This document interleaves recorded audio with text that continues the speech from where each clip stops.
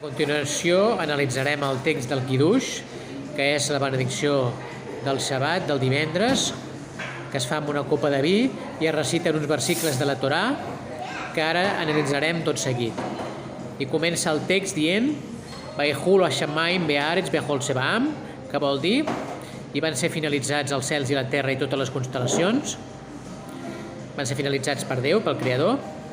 I continua Vayhal Elohim Vayom Hashavim Mikol Melachto Asher Asa, que vol dir i va finalitzar Déu el dia setè de tot el treball que havia fet.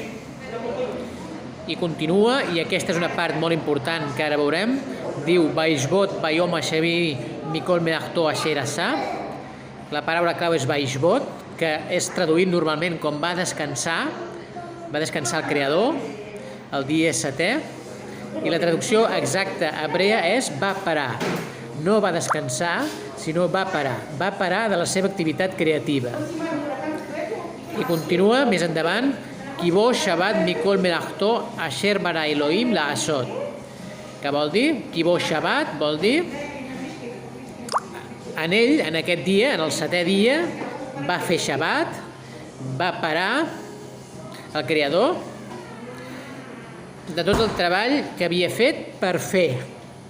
Què vol dir aquest que havia fet per fer? Doncs vol dir que la seva obra creativa estava finalitzada, però hi havia algú que no havia finalitzat l'obra creativa. Qui era aquest algú?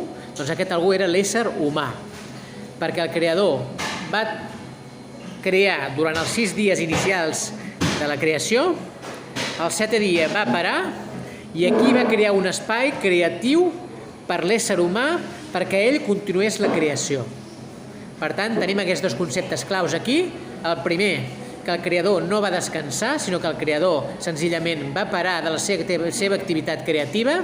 I la segona part, una clau molt important, que ell va parar de l'activitat creativa, però li va cedir l'espai i el temps a l'ésser humà perquè completés la creació. Shalom.